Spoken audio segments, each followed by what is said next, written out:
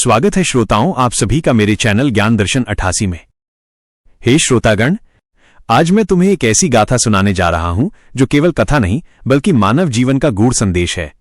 यह है देवी शक्ति की गाथा, नवरात्रि की महिमा और सत्य की विजय की कथा। कभी प्राचीन काल में जब धरती पर धर्म डगमगाने लगा था, तब हुई थी एक अद्भुत घटना, महिषासुर की तपस्या। महिषासुर एकाग्र होकर, हे ब्रह्मदेव, मैं तुम्हारी उपासना करता हूं, दिन रात तप करता हूं, न अन्न न जल, केवल तुम्हारे दर्शन की अभिलाषा है। धीरे धीरे आकाश में प्रकाश प्रकट होता है।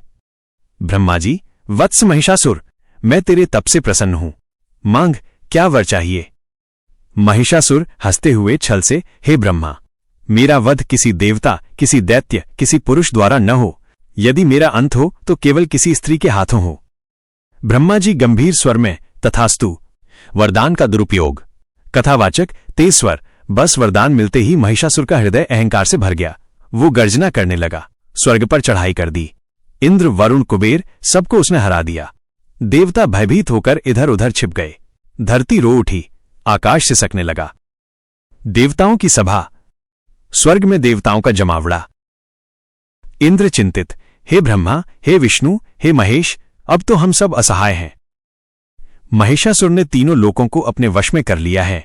हमारी कोई शक्ति उसका सामना नहीं कर पा रही। कृपा करके कुछ उपाय बताइए। ब्रह्मा शांत स्वर, हे देवताओं, जो वरदान मैंने दिया उसके कारण कोई पुरुष उसका वध नहीं कर सकता, परंतु ध्यान रहे, केवल स्त्री ही उसका अंत कर सकती है। विष्णु गंभीर, तो अब समय आ गया है कि हम सब मिलकर अपनी शक्तियों का संचार करें। एक अद्भुत स्त्री शक्ति का प्राकट्य होगा जो महिषासुर का अंत करेगी। महादेव तेजस्वी स्वर, सत्य है विष्णु, जब जब अधर्म बढ़ता है तब तब शक्ति अवतरित होती है। चलो अपने तेज को एकत्र करें। मां दुर्गा का प्राकट्य। आकाश में बिजली सी चमक, अलग अलग देवताओं का तेज मिलकर एकत्र होता है। कथावाचक, देखो श्रोतागण, वो तेज एकत्र होकर प्रज्वलित होने लगा। सूर्य, चंद्र, नक्षत्र भी उस प्रकाश से फीके पड़ गए और तभी प्रकट हुई आदिशक्ति मां दुर्गा।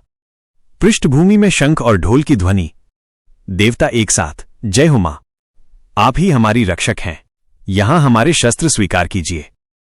शिव ने दिया त्रिशूल, विष्णु ने दिया सुदर्शन चक्र, इंद्र ने दिया वज्र, वरुण ने दिया शंख, वायु ने दिया धनुष बाण, समुद्र ने हार और दिव्य वस्त्र, हिमालय ने मां को सिंह प्रदान किया।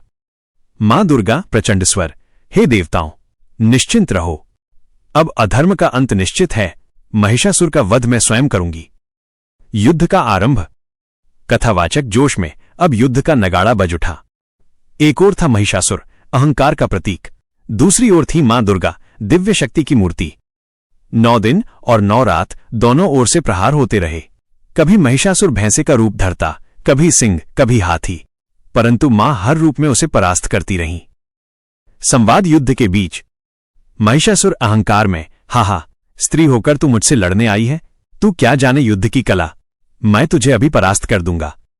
मां दुर्गा अडिग स्वर, महिषासुर, स्त्री को कभी कमजोर मत समझना, याद रख, मैं वही शक्ति हूं जिससे ये सृष्टि चलती है। आज तेरे अहंकार का अंत निश्चित है। नवमी की रात। कथावाचक धीरे रहस्यपूर्ण स्वर में, नवमी की अंधेरी रात थी। महिषासुर ने अपने असली रूप भैंसे का धारण किया। उसकी गर्जना से धरती कांप उठी, परंतु मां दुर्गा भी सिंह पर सवार होकर आगे बढ़ी। मां दुर्गा त्रिशूल उठाते हुए, अधर्मी, अब तेरा अंत समीप है।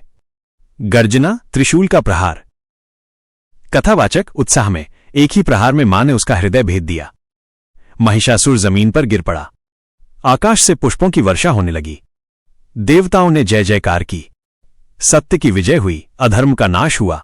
विजयादशमी। कथावाचक, और यही था वो दिन जिसे हम विजयादशमी या दशहरा कहते हैं। नवरात्रि के 9 दिनों की तपस्या और साधना के बाद 10वें दिन धर्म की विजय का उत्सव मनाया जाता है। 9 रूपों की महिमा। कथावाचक शांत श्रद्धापूर्ण स्वर में, हे श्रोतागण, नवरात्रि केवल महिषासुर वध की स्मृति नहीं है, ये मां दुर्गा के 9 स्वरूपों की साधना का पर्व है। पहले दिन शैलपुत्री, दूसरे दिन ब्रह्मचारिणी, तीसरे दिन चंद्रघंटा, चौथे दिन कुष्मांडा, 5वें दिन स्कंदमाता, 6ठे दिन कात्यायनी, 7वें दिन कालरात्रि, 8वें दिन महागौरी और 9वें दिन सिद्धिदात्री की पूजा होती है। इनके ध्यान से मनुष्य अपने भीतर छिपे गुणों और शक्तियों को जागृत करता है। आत्मबल बढ़ता है, और अज्ञान रूपी महिषासुर का नाश होता है। दार्शनिक संदेश। मां दुर्गा मानवता को संबोधित करते हुए, हे मानव, याद रखो, महिषासुर केवल बाहर का राक्षस नहीं है, तुम्हारे भीतर भी लोभ, क्रोध, अहंकार, आलस्य और अज्ञान के रूप में छिपा बैठा है।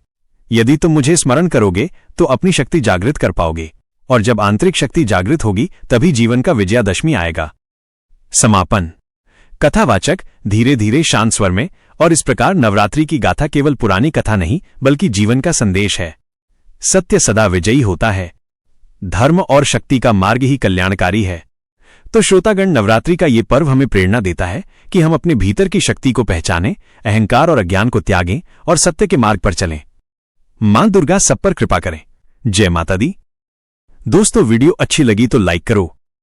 मेरे चैनल ज्ञान दर्शन 88 में इसी तरह के वीडियो देखने के लिए चैनल को सब्सक्राइब भी कर दिया करो यार। बहुत मेहनत लगती है वीडियो बनाने में।